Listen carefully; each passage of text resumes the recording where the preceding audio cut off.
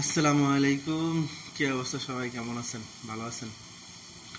আজকে টপিক 2 আপনাদের উদ্দেশ্যে বলতে চাই, যারা প্রবাসে আছেন একটু কষ্ট করেন আর কি।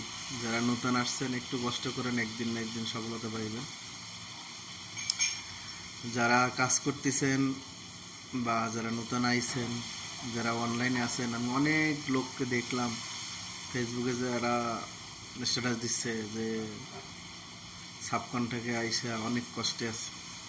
ভাই, দেশ থেকে যখন আপনি আসতেছেন এজেন্সির মাধ্যমে, তখনই আপনার জানা দরকার ছিল যে আপনাকে কি সাবকন্ট্রাক্টে নিয়ে বিক্রি করে দিব না আপনাকে কোম্পানির আন্ডারে কাজ দিব।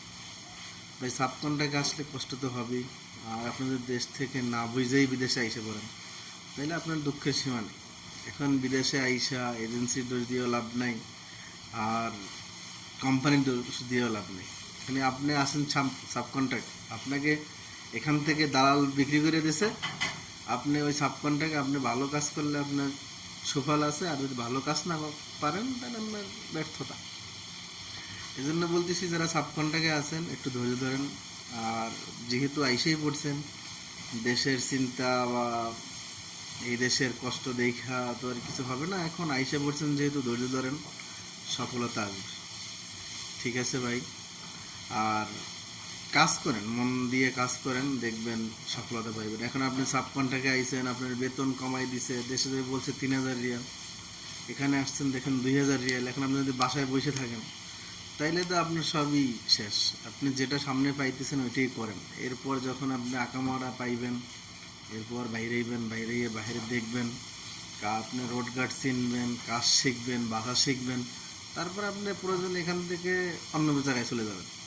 এখানে আপনি আইসেই যদি টেনশন করেন যে না এখানে থাকবো না, আমি অন্য জায়গায় কপাল হয়ে যাবো 5,000 রিয়াল দিয়া, 10,000 রিয়াল দিয়া, তা আপনার খরচা, আপনারই বিপদ।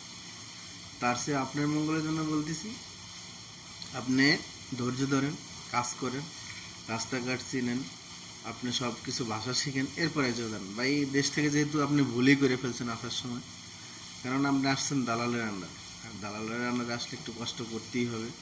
আর যদি আপনি একজন এলাকার কেউর মাধ্যমে আসতেন, হয়তো আপনি 2 মাস 3 মাস বসে থাকা লাগতো, তারপর আপনি সুফল আসতোই।